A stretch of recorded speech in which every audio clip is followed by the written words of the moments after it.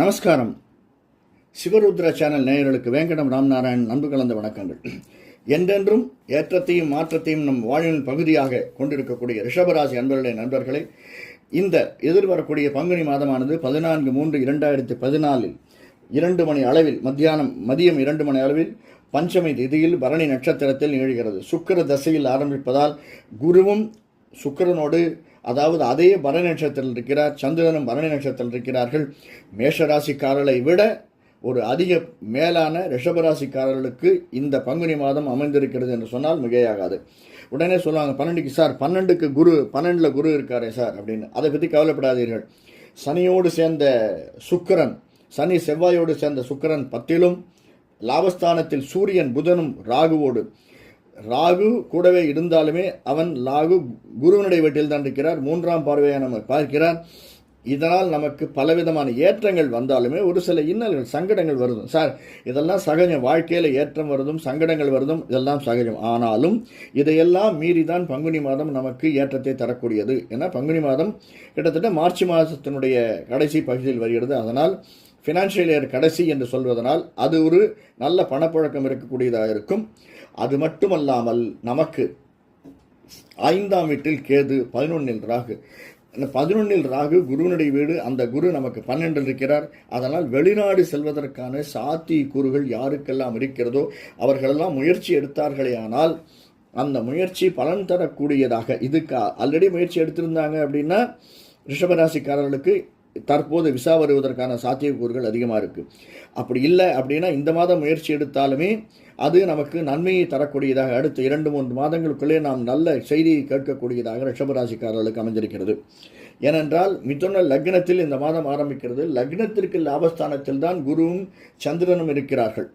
லக்னத்திற்கு 10ஆம் இடத்தில் சூரியன் புதன் ராகுவோடு. அதனால் இது ஒரு பெரிய விசேஷமாக அரசியல்வாதிகளுக்கு ஏற்றத்தை தரக்கூடியதாக ரிஷபராசிக்காரர்களுக்கு இந்த மாதம் அமைந்திருக்கிறது. அரசியல்வாதிகள் மட்டுமல்ல,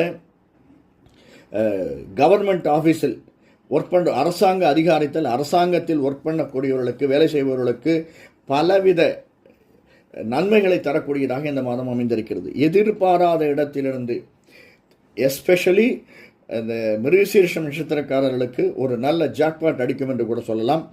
கிருத்திகை நட்சத்திரக்காரர்கள், கிருத்திகை உத்திராடம் சூரியனுடைய கால். அந்த சூரியன் நமக்கு லாபஸ்தானத்தில் 11ல் இருக்கிறார், புதனோடு சேர்ந்து இருக்கிறார். ஸோ எதை செய்தாலும் சிறிது நிதானித்து சிந்தித்து செய்தோமையானால், ஏன்னா கூட புதன் இருக்கிறதுனால, ஞானகாரகன் நம்ம கூட இருக்கிறதுனால கொஞ்சம் சிந்தித்து செய்தோமையானால் அந்த எந்த ஒரு காரியமும் நமக்கு நன்மையை தரக்கூடியதாக அமைந்திருக்கிறது. இது கிருத்திகை நட்சத்திரக்காரர்களுக்கு. ரோகிணி நட்சத்திரக்காரர்கள், இதே ரிஷபராசிக்காரர்கள், ரோகிணி அஸ்தம் திருவோணம் சந்திரனுடைய கால்.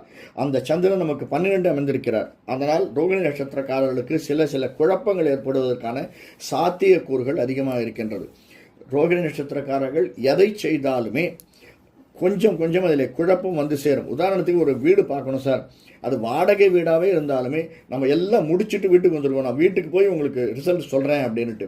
ஆனால் வீட்டுக்கு வந்து திங்க் பண்ணி பார்த்தா, ஐயோ இது இப்படி இருந்திருக்கலாமே, அங்கே தண்ணி தேங்குமோ என்னமோ, இல்லைன்னா தண்ணி சரியாக வரலையோ என்னமோ, வீடு கதவை திறக்கச்சவே லெஃப்ட் சைடு கதவை திறக்கிறது, இப்படியான சின்ன குழப்பங்கள் நமக்கு வந்து சேரும். அதை நாம் சமாளிக்க வேண்டி இந்த பங்குனி மாதம் நமக்கு அறிவுறுத்துகிறது. அடுத்து மிருகசீரிஷம் செவ்வாயினுடைய கால். செவ்வாய் 7, 8, 9லிருந்து 9லும் கொஞ்ச நாள் கழித்து 10லும் வருகிறார். 10ஆம் வீட்டில் சனியோடு சேர்ந்த செவ்வாய், சுக்கிரனோடு சேர்ந்த செவ்வாய். அதனால் மிருகசீரிஷ நட்சத்திரக்காரர்களுக்கு நல்ல பணப்புழக்கம் ஏற்படக்கூடியதாக இந்த ரிஷபராசிக்காரர்களாகிய உங்களுக்கு மிக ஏற்றத்தை தரக்கூடியதாக பங்குனி மாதம் அமைந்திருக்கிறது. அது மட்டுமல்லாமல் நம்ம ரிஷபராசின்னு 11ல் நமக்கு ராகு இருக்கார். அதுவும் மீனத்தில் குருவனுடைய வீட்டில். அந்த குரு 12ல் இருக்கிறதுனால நாம் எடுத்து அப்ளிகேஷன் போடக்கூடியது கொஞ்சம் டிலே ஆகிறதுக்கான சாத்தியக்கூறுகள் இருக்குது. கொஞ்சம் அவசரப்பட வேண்டாம். அவசரப்படாமல் எந்த ஒரு காரியத்தையும் நாம் செய்ய கற்றுக்கொள்ள வேண்டும். எஸ்பெஷலி ரிஷபராசிக்காரர்கள். அதே மாதிரி 2-3 தடவை ட்ரை பண்ணோம், டைரக்டருக்கு நம்ம அவர் காலை எடுக்கலை அல்லது அவர் பிஸியாக இருக்கார், திரும்பி கால் பண்ணவே இல்லைன்னா மனம் உடைந்து விட வேண்டாம். அதற்கான நாட்கள் நமக்கு இன்னும் வரல,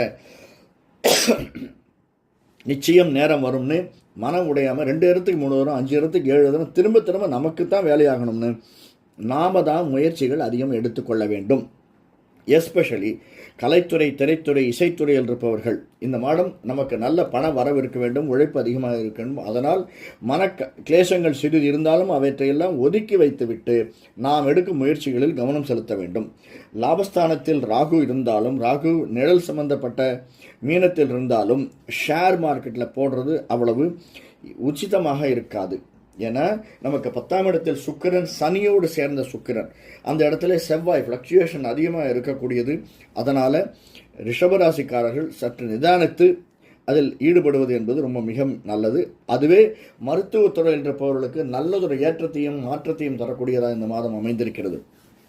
அது முதலாளியாக இருந்தாலும் சரி, தொழிலாளியாக இருந்தாலும் சரி, எஸ்பெஷலி ரிஷபராசிக்காரர்களுக்கு நல்ல பணப்புழக்கம் இருக்கக்கூடியதா. ஆனால் சிறு சிறு சங்கடங்கள் வந்த வண்ணம் இருக்கின்றன. சங்கடம் எதிர்கொள்ள நாம் தயங்கக்கூடாது. அதெல்லாம் டெம்பரரி அப்படின்னு நினச்சிட்டு வாழ்க்கையை கடந்து செல்ல வேண்டும். அது மட்டும் இல்லாமல் எஜுகேஷன் துறை, அதாவது அது டிரான்ஸ்ஃபராக இருக்கலாம், எஜுகேஷன் விஷயமாக நாம் பிஸ்னஸ் விஷயமாக வெளியே போகிறதா இருக்கலாம், அல்லது ஒரு டூரிசம் அதற்காக வெளியே போவதாக இருக்கலாம். அதனால் சிறு பிரிவு இருக்கக்கூடியதாக அமைந்திருக்கும் ரிஷபராசிக்காரர்களுக்கு அதை நாம் ஏற்றுக்கொள்ளும். அந்த மாற்றத்தை நன்கு உணர்ந்து அதை நமக்கு சாதகமாக்கி கொள்வதற்கு நாம் பழகிக்கொள்ள வேண்டும். இதற்கு அடுத்து இவையெல்லாம் நம்மை ஒரு லெவலில் புஷ் பண்ணுறதுனால எந்த ஒரு பிஸ்னஸாக இருந்தாலுமே, அது சிறு குறு தொழில் வியாபாரியாக இருந்தாலும் பெரிய வியாபாரியாக இருந்தாலும் நிச்சயமாக நம்ம கையை கடிக்காத நல்ல பலனை தரக்கூடியதாகத்தான் ரிஷபராசிக்காரர்களுக்கு இந்த மாதம் அமைந்திருக்கிறது. நல்ல பண வரவு அதிகமாக இருக்கிறது. சிறிது உழைப்பும் அதிகம். நமக்கு உபாதைகள் ஏற்படக்கூடியதாக, சில உபாதைகள் வயிற்றில் அடி வயிற்றில் வலி ஏற்படக்கூடியதாகவும், கேஸ் ட்ரபிள் வரக்கூடியதாகவும் இந்த மாதம் அமைந்திருக்கிறது. நாம் இவை எல்லாவற்றையும் கருத்தில் கொண்டு சனீஸ்வரனை சனிக்கிழமைகளில் சென்று வணங்கி, செவ்வாயோடு கூடிய, அதாவது நவகிரகத்தையே வணங்கி வந்தாலும் சனிக்கிழமைகளில் ஈவினிங் 7 to 8 வணங்கி வருதல் நமக்கு நல்லதொரு மேன்மையும் லாபத்தையும் தரக்கூடியதாக இந்த மாதம் இருந்திருக்கிறது. நன்றி, வணக்கம்.